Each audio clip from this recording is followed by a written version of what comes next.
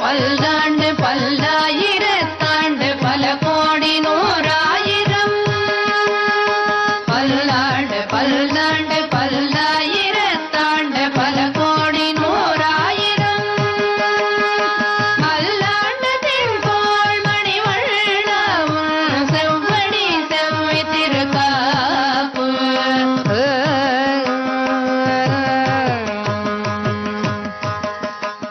அஸ்மத்குரு சமாரம்பாம் யதிசேகரமத்யமாம் லக்ஷ்மீவல்லபபர்யந்தாம் வந்தே குரு பரம்பராம். ஆழ்வார்கள் வாழி அருளிச் செயல் வாழி தாழ்வாதுமில் குறவர்தாம் வாழி ஏழ்பாறுமுய்ய அவர்கள் உரைத்தவைகள் தாம் வாழி செய்யமறை தன்னுடனே சேர்ந்து அஞ்சு குடிக்கொரு சந்ததியாய் ஆழ்வார்கள் தம் செயலை விஞ்சி நிற்கும் தன்மையளாய் பிஞ்சாய்ப் பழுத்தாளையாண்டாளை பத்தியுடன் நாளும் பழுத்தாய் மனமே மகிழ்ந்து.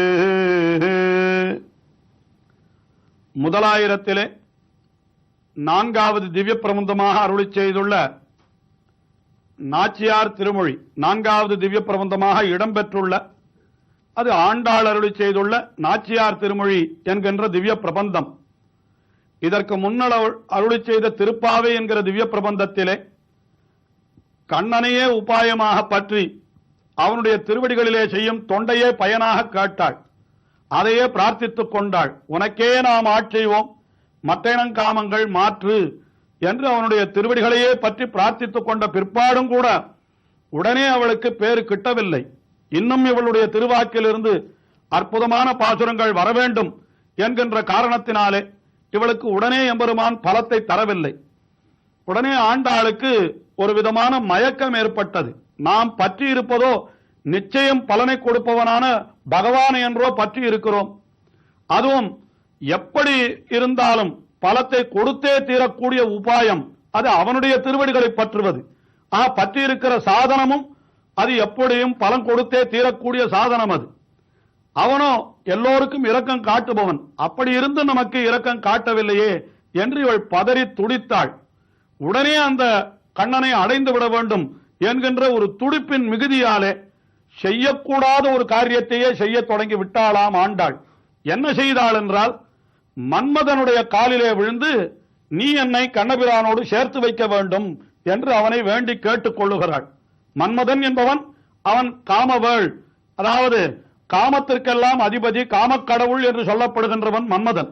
அவன் ஒரு வேறு தேவதாந்தரம் என்று சொல்லப்படுகின்றது. அதாவது பகவானை காட்டிலும் பகவானுக்கு கீழ்ப்பட்ட ஒரு தேவதை. அந்த தேவதாந்தரமான மன்மதன் காலிலே விழுந்து நீ என்னை கண்ணனோடு சேர்த்து வை என்று அவனை பிரார்த்திக்கிறாள்.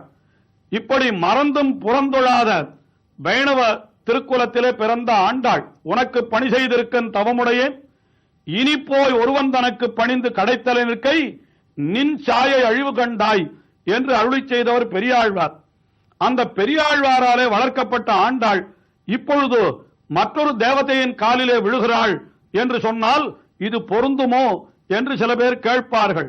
ஆனால் இங்கே என்ன நிகழ்ந்தது என்றால், உடனே கண்ணனை அடைய வேண்டும் என்ற ஒரு துடிப்பின் காரணமாக எத்தை தின்றால் பித்தம் தெளியும் என்று தெரியாதவளாக மயங்கி ஆண்டாள் எப்படியாவது கண்ணனை அடைந்தால் போதும், அது வழியல்லாத வழியாயிருந்தாலும் பரவாயில்லை என்று நினைத்து என்ன செய்தாளாம், மன்மதன் காலிலே விழுந்தாளாம். ஒரு விஷயத்தை அடைய வேண்டும் என்கிற ஈடுபாடு ஏற்பட்டு விட்டால் எப்படியாவது எந்த வழியாலாவது அதை அடைந்துவிட வேண்டும் என்ற எண்ணம் ஏற்படுவது போல இங்கே ஆண்டாளுக்கும் அப்படி எண்ணம் ஏற்பட்டு விட்டது. ஆகையினாலே ஆண்டாள் செய்தது தவறு அல்ல.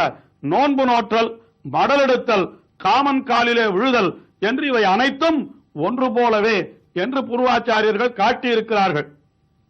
அதாவது அங்கேயும் கூட எது தெரிவிக்கப்படுகிறது என்றால், இவள் யாரை பெற வேண்டும் என்று நினைக்கிறாளோ அந்த கண்ணபிரானுடைய பெருமை, அதாவது விஷய வைலட்சண்யம், அது படுத்துகிற பாடு. இவ்வளவு உயர்ந்த வஸ்துவை பெற வேண்டுமானால் என்னதான் செய்யலாகாது என்று நினைத்து ஆண்டாள் என்ன செய்தாளாம், மன்மதனுடைய காலிலே விழுந்து எப்படியாவது நீ என்னை கண்ணபிரானோடு சேர்த்து வை என்று சொல்லி அந்த மன்மதனுக்கு உண்டான ஆராதனங்களையும் செய்கிறாளாம். அதுதான் நாச்சியார் திருமொழியினுடைய முதல் 10 பாசுரங்களிலே தெரிவிக்கப்படுகின்ற பொதுவான கருத்து. அதிலே முதல் பாசுரம், அந்த மன்மதனுக்கு என்ன செய்கிறேன் என்று இவள் சொல்லுகிறாள் என்னால் மன்மதனுக்காகத்தான் நோன்பு நோக்கிறாள், அவனுக்கு பூஜை செய்கிறாள். அது முதல் பாசுரத்திலே சொல்லப்படுகிறது. தையொரு திங்களும் தரை விளக்கி தன்மண்டலமிட்டு மாசி முன்னாள் ஐயனுண்மணல் கொண்டு திருவணிந்து அழகினுக் கலங்கரித்தனங்கதேவா உய்யவமாங்கலோ என்று சொல்லி உன்னயம் அம்பையம் தொழுதேன் பெய்யதோ தருளுமே கலக்கை வேங்களவர்க்கென்ன விதைக்கெத்தியே. முதல்ல மன்மதனை வேண்டிக் கொள்ளுகிறாள் அனங்க தேவா என்று. அனங்கன் என்னால் அவனுக்கு அங்கங்களே இல்லாதவன் அனங்கன். அதாவது ஒரு சமயம் பார்வதியையும் சிவனையும் சேர்த்து வைப்பதற்காக அவன் பானங்களை சிவன் மீது எரிய, அதனால் சிவபிரான் கோபித்துக் கொண்டு அவர் நெற்றிக்கண்ணை திறந்தார். அதனால் அந்த மன்மதன் காமதேவன் அப்படியே சாம்பலாக ஆகிவிட்டானாம். அதிலிருந்து அவனுக்கு உடலே கிடையாது. அவனுடைய பத்தினியான ரதி என்பவள், அவளுக்கு மட்டும்தான் அவனுடைய உடல் தெரியுமாம். இப்படி புராணங்கள் தெரிவிக்கின்றன. ஆஹா, இருவரை சேர்த்து வைப்பதற்காக தன்னுடைய உடலையே இழந்தவன் அல்லவா மன்மதன். ஆகையினாலே நம்மையும் அவன் சேர்த்து வைப்பான் என்று நினைக்கிறாளாம் ஆண்டாள். அவனை பார்த்து அனங்கதேவா, இப்படி பிறரை சேர்ப்பதற்காக உன்னுடைய அங்கங்களையும் நீ தியாகம் செய்தவன் அல்லவோ, ஆகையினாலே எனக்காக நீ காரியம் செய்ய வேணும் என்கிறாள். அவனுக்கு என்ன செய்திருக்கிறாள் இவள் என்னால் தையொரு திங்களும் தரை விளக்கி, மன்மதனுக்காக 48 நாள் என்று சொல்லப்படுகின்ற ஒரு மண்டல காலம் அவள் நோன்பு இருக்கிறாளாம், விரதம் இருக்கிறாளாம். அந்த தை மாதம் முழுக்க தரை விளக்கி என்றால் நன்றாக தரையெல்லாம் பெருக்கி, தையொரு திங்களும் தரை விளக்கி தன் மண்டலமிட்டு என்றால் குளிர்ச்சியாக அந்த தரையிலே தண்ணீரை தெளித்து அதிலே மண்டலாக்காரமாக கோலங்களை இட்டு, அதாவது வட்டமாக கோலத்தை இட்டு தன் மண்டலமிட்டு மாசி முன்னாள், மாசி மாதத்திலே முன்னாள் என்றால் பூர்வ பட்சம், அதாவது முதல் 15 நாள் என்று நாம் கொள்ளலாம். அதாவது தை மாதத்திலே 30 நாள், மாசி மாதத்திலே சில நாள், இது சேர்ந்தால்தான் ஒரு மண்டலமாக ஆகிறது. ஆகையினாலே மாசி முன்னாள் என்ன செய்தோம் என்றால் ஐய நுண்மணல் கொண்டு தெருவணிந்து, ஐய நுண்மணல் என்றால் மிகவும் மெல்லிய மணல், அதாவது மன்மதன் வருகின்ற பொழுது அவனுடைய காலிலே உறுத்தாமல் இருப்பதற்காக மிக மெல்லிய மணல்களை கொண்டு அழகினுக்கு அலங்கரித்து, அழகுக்காகவே திருவையெல்லாம் அலங்கரித்து வைத்தாளாம் மன்மதனுடைய வருகைக்காக. அப்படி அனங்க தேவா, எத்தனை காரியம் உனக்காக நான் செய்திருக்கிறேன். எதனாலே செய்தேன் தெரியுமா? உய்யவுமாங்கோலோ என்று சொல்லி, நான் இப்படியெல்லாம் செய்தால் நீ எனக்கு என் மேல் இரக்கம் கொள்ள மாட்டாயா? நான் உய்ந்து போய்விட மாட்டேனா? நான் கிடைக்கின்ற, அதாவது பிரார்த்திக்கின்ற பேரு எனக்கு கிடைக்காமல் போகுமா என்று சொல்லி என்ன செய்தேன்? உன்னையும் உம்பியையும் தொழுதேன். உன்னை தொழுதேன், உன்னை மட்டுமல்ல உன்னுடைய தம்பியையும் தொழுதேன் என்கிறாள். அதாவது இவளுக்கு அப்படித்தான் தொடர்பு வாசனையாம். அதாவது கண்ணபிரானை பள்ளி உணர்த்துகின்ற பொழுது உம்பியும் நீயும் உறங்கேல் என்று பலராமனோடு சேர்த்து கண்ணனை எழுப்பினாள் அல்லவா. ஆகையினாலே இங்க மன்மதனை அழைக்கின்ற பொழுதும் உன்னையும் உம்பியையும் உன்னுடைய தம்பியையும் சேர்த்து தொழுதேன் என்கிறாள். மன்மதனுடைய தம்பி யார் என்னால் பெரியவாச்சான் பிள்ளை வியாக்கியானத்திலே காட்டுகின்ற போது காமன் தம்பி சாமன் என்று ஒரு திருவாக்கு அருளி செய்துள்ளார். அதாவது மன்மதன் கண்ணபிரானுக்கு பிள்ளையாக வந்து பிறந்தான்.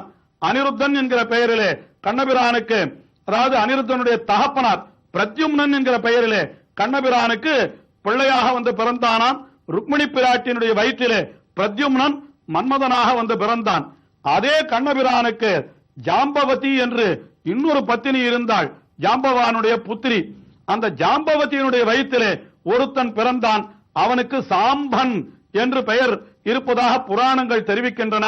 ஆஹா, அவன் பிரத்யும்னனுக்கு அந்த சாம்பன் தம்பியாகையினாலே அவனைத்தான் இங்கே சாமன் என்று பெரியவாச்சான் பிள்ளை காட்டுகிறார் என்று பெரியோர்கள் காட்டியிருக்கிறார்கள். அப்படி உன்னையும் உம்பியையும் தொழுதேன். எதற்காக என்றால் வெய்யதோர் தழலுமிழ் சக்கரக்கை வேங்கடவர்க்கு என்ன விதிக்கித்தியே. நீ என்ன செய்ய வேண்டும் தெரியுமா மன்மதனே? அந்த கையின் திருவாழிமான அழகோடு எழுந்தொழி இருக்கிறானே யார்? திருவேங்கட முடையான். அந்த திருவேங்கட மலையிலே எழுந்தொழி இருக்கின்ற எம்பெருமான், அவருக்கு நீ என்னை விதிக்கிற்றி நான் அவனுக்கு தொண்டு செய்யும்படியான பாக்கியத்தை பெரும்பாடி என்ன நீ ஆக்கியருள வேண்டும். அவன் கையிலே திருவாழியை ஏந்தி இருப்பது எதற்கு என்னால் விரோதிகளை போக்கி அடியவர்களை ஆட்கொள்வதற்கு. அந்த திருவாழியை சேவிக்கின்ற பொழுது விரோதிகளுக்கு அது ஆயுதம் போல அச்சத்தை விளைக்குமாம். ஆனால் அதே சமயத்திலே அடியவர்கள் அந்த சக்கராயுதத்தை சேவிக்கின்ற பொழுது அவர்களுக்கு அது ஆபரணமாக தோன்றி அது இவர்களுக்கு மகிழ்ச்சியை உண்டாக்குமாம். அப்படி வெய்யதோர் தழலுமிழ் சக்கரக்கை என்று அப்படி கையின் திருவாழியுமாக மிக அழகாக எழுந்தருளிருக்கின்றான் திருவேங்கடமுடையான். அந்த திருவேங்கடமுடையானுக்கு என்னை விதிக்கிற்றி, என்னை விதிக்கிற்றி என்னால் என்னை அவனுக்கு தொண்டு செய்பவளாக என்னை நீ ஆக்க வேண்டும்.